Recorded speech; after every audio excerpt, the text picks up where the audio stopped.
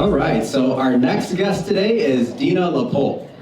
Dina LaPolt is founder of LaPolt Law PC, based in Los Angeles. She specializes in entertainment and intellectual property law, representing global superstars. She has been recognized by Billboard, The Hollywood Reporter, Variety, and has received prestigious awards, including the Billboard Women in Music Hall of Fame induction and the Recording Academy's Service Award. Dina has played a key role in shaping entertainment legislation, including the 2018 Music Modernization Act, the RAP Act, and the No Fakes Act, which protects artists' rights. In 2025, she expanded her influence with LaPolt Media, launching a book, Street Smart, Succeeding in a Man's World, and a podcast, The Stiletto Room. Join me in welcoming Dina to the stage.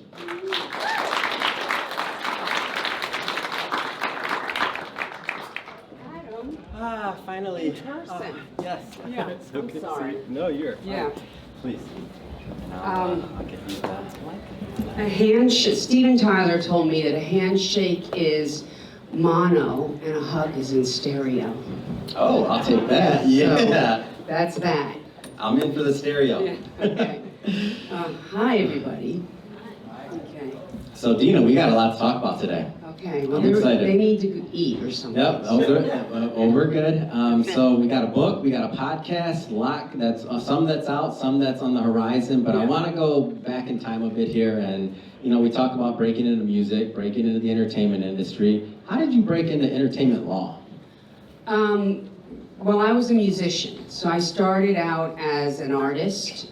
I went to college on a music scholarship. I have a bachelor's degree in music, and then I met Eric Carr from Kiss, who at the time was the drummer before he passed away, and I was his personal assistant, and I also was a tour manager for some of his all-female thrash bands, Harry Carey. Anyway, long story short, Kiss moved to the West Coast, because they were in the East Coast, and I got my degree in music, and I ended up going to the West Coast thinking I was gonna stay with, work for them, and he died because he had a brain tumor. Anyway, I just lomped around with a degree in guitar, working at Enterprise Rent-A-Car, teaching guitar lessons to kids, and then I decided to go to law school. I mean, I was a manager for a while, but that was fucking horrible.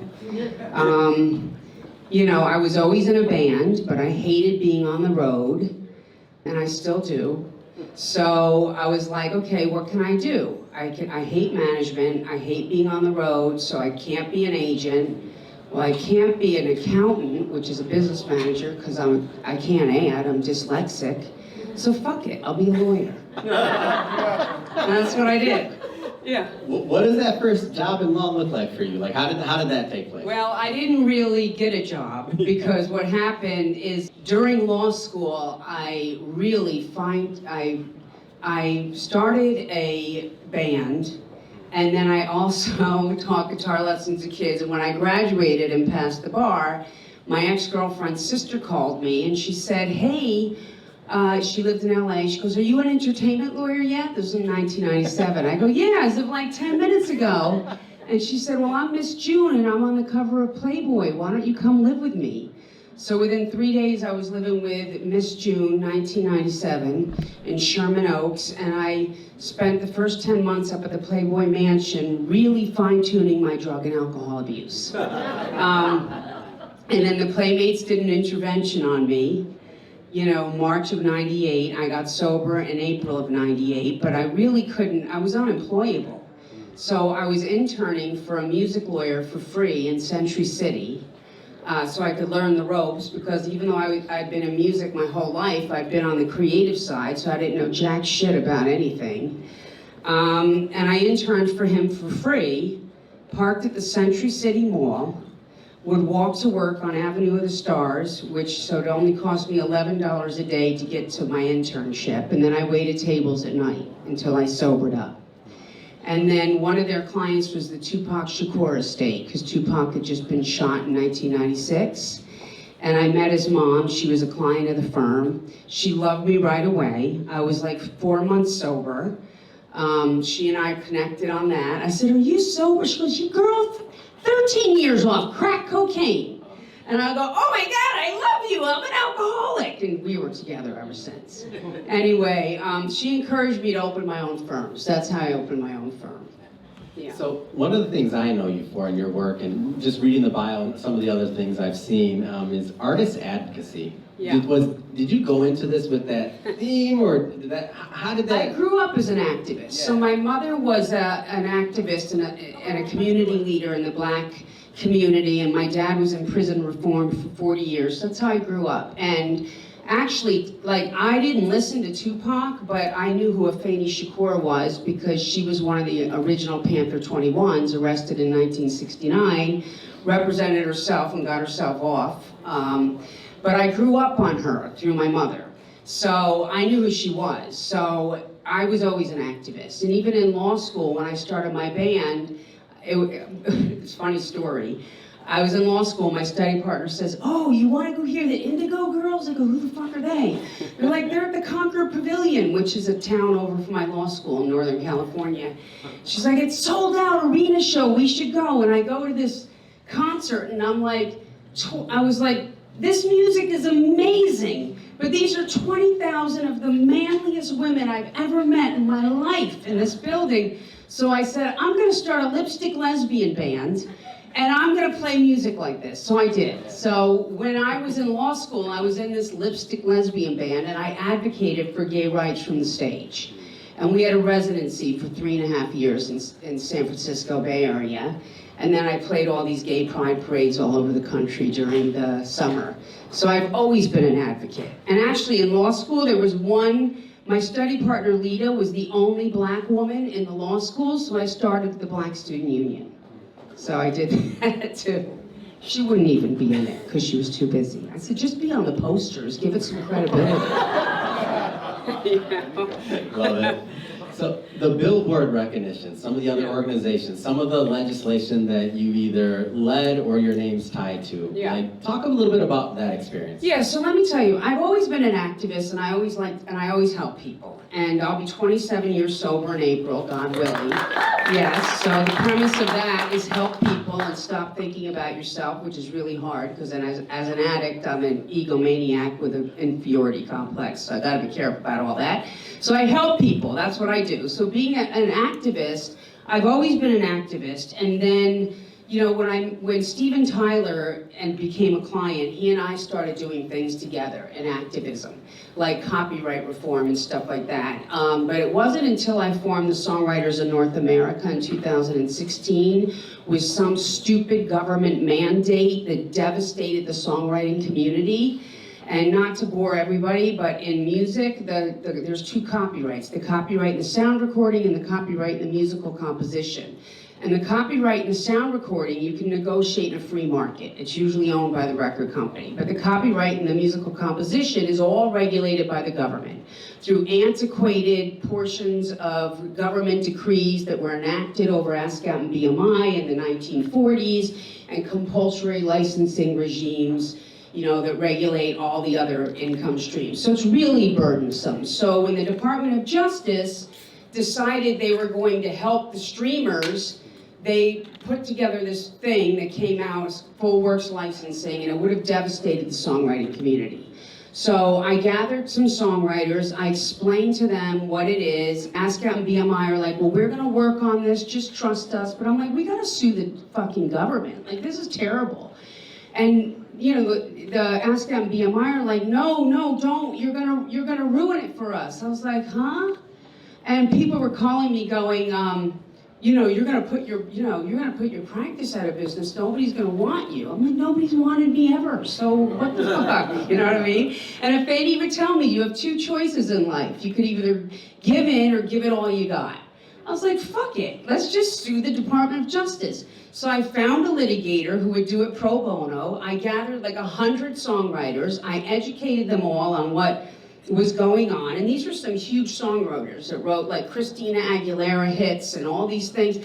So anyway, then we did it. We filed a lawsuit against the DOJ alleging that because the songwriters were third-party beneficiaries of these government decrees entered into by ASCAP and BMI in 1940, that it was, they were third-party beneficiaries of this, and it was unlawfully taking their property without their permission in violation of the United States Constitution takings clause. So that was what we alleged. Anyway, it was really fun. The Department of Justice quickly settled with us and turned the law back, because I rallied all these huge artists and songwriters that were coming out on social media, and just it was an uprising. And then it put us on the map as far as like with the politicians. And then they would call me, all these big Congress members and senators would call me. They'd be like, hey, some organization was in here today telling me they help artists.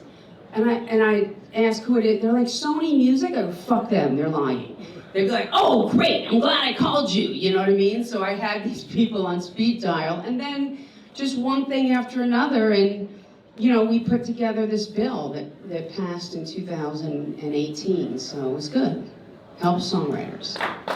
Yeah. But there's two other bills that I'm working on now, I gotta tell you. So one is called the No Fakes Act, which would create a federal right of voice and likeness, which is huge in America. So right now, all these deep fakes that you wake up, like I woke up like 2 years ago to a #1 song by Drake and 21 Savage, only for Savage's manager to call me, because he's my client, and said, this isn't us. I go, huh?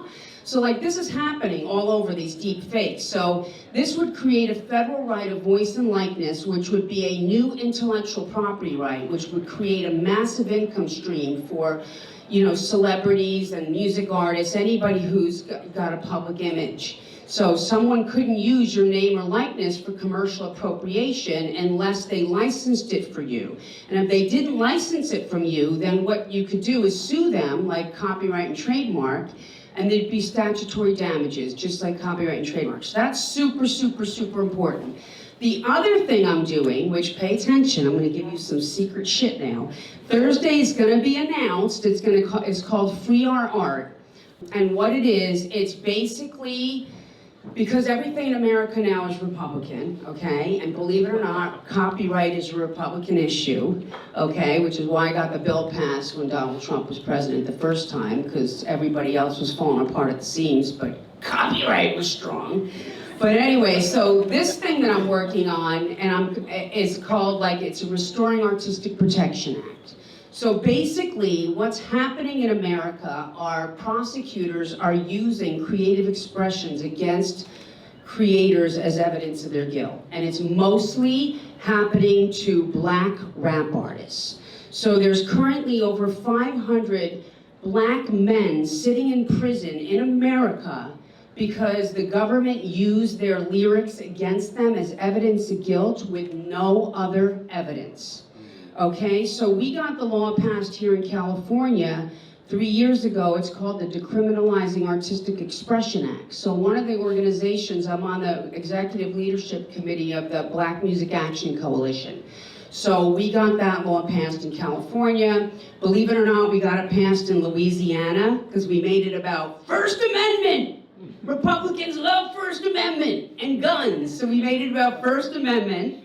Got that passed. It's actually now pending in Georgia, pending in New York, and the federal version of that bill is called the Restoring Artistic Protection Act, and it's being reintroduced again in the House probably like in a month. But this whole campaign is being launched on Thursday. And I do all that like volunteer, because it makes me happy. So I want to spend some of the time that we have left here getting into LaPolt Media and some of the ecosystem that you're creating, whether it's your book, whether it's the Stiletto Room. Talk to me a little bit about the vision. Okay, let me tell you this real quick. So when I started my firm, now it's 10 lawyers, 15 people total. A publisher reached out to me 3 years ago, said, I've been following you for a long time. I want to do a motivational book. Can you do it? And I was like, huh? And I basically, after I got under the hood, said, yes, we'll do it. Worked with him on it, got it done. It took a year to get it done. But it's called Street Smart, Succeeding in a Man's World. You can get it now. You can pre-order it now on Amazon or whatever. And it comes out October 7th. But really, it is a guide to how I got to where I was, with a lot of obstacles. Like the first chapter is called Overcoming Predisposition to Obstacles. You know, I mean, I'm in a business with a lot of white straight guys, a lot. Okay, and when I first became a lawyer, there was only 2 women music lawyers that anybody knew. That's it, and there was 0 people of color. I was like, what the fuck is going on? So everything has changed, but I've overcome these obstacles to get where I was, not with the traditional method of being in a big law firm and whose parents are famous or whose dad runs a record company, whatever. So, and then the second chapter is called, you know, believe in yourself, put yourself first. Third chapter is called shit or get off the pot. Fourth chapter is called use your emotional intelligence and fine tune your intuition. And it goes on and on and on. And it's all like, it all is interweaving with all my stories throughout my life of every obstacle I overcame to get to where I was. So with that, you know, that comes out October 7th, and everybody's like, you should do a podcast first to promote it and have some of the people on the podcast. So that's when I met y'all, you and Matt and Shirag, and we have the podcast that we're now filming. We have 12 episodes done, and we have another 12 to go, and it debuts sometime like the end of May, early June, right, Shirag? Yeah, that's it. And it's called The Stiletto Room. Yeah. Yeah. Well, we're gonna make time for one question, Dina. I know you got something after this, but one question. Who's got it? We got one for it. Okay, so in my past life, I worked for Sony Music, and I was on the tail end of going from traditional radio to DSPs. Oh, go ahead. And so that was kind of phase 2, but I think there's another phase that I have yet to identify. You're kind of poised to be in the right position to know where the music industry is going. Yes, he used to work for Sony Music, so those guys, people didn't hear him, and he was on the promotion side, radio. What's the next phase? It's AI, artificial intelligence. So that is the next phase, and that is why the No Fakes Act is huge when we get that passed. It's a bipartisan bill, okay, so it should pass, because even though they all hate each other over there in Washington, this should be a bipartisan bill, and it is. But that's going to create huge, huge, huge opportunities in entertainment, huge. Because it's a brand new right, intellectual property right. So, of course, record companies who traditionally love to overreach, you know, they'll start departments, you know, where you can license them to your right of voice and likeness, and they'll go and bring deals and all these things. So it'll be good. So. Do you see more positive than negative? There's 2 things with AI. The positive of it is that creators do use generative AI to make music, which is good. You have to. You know what I mean? But the creator is still the unicorn guiding the process. It's not, you know what I mean? So that's a good thing. The bad news is a lot of these services like ChatGPT and these AI modules, they're not paying to use copyrighted works when they're training their systems. So, you know, you could go to ChatGPT and you could say, hey, write me a song that sounds like Taylor Swift in the style of Lady Gaga, and in 4 seconds flat, you have this song. And, you know, they need to be paying record companies and publishers to train their modules on these creative elements that they're using. So that's in the works right now, okay? And we're calling for like a voluntary licensing thing, which will probably never happen, but compulsory license is better than voluntary.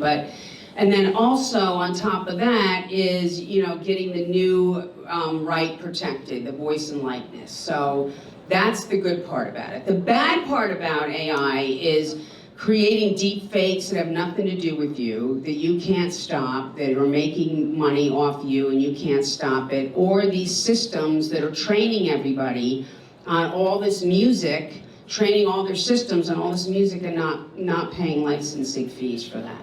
So I know it's complicated, but this is my wheelhouse. All right, well, let's all thank Dina for coming out. Thank you so much.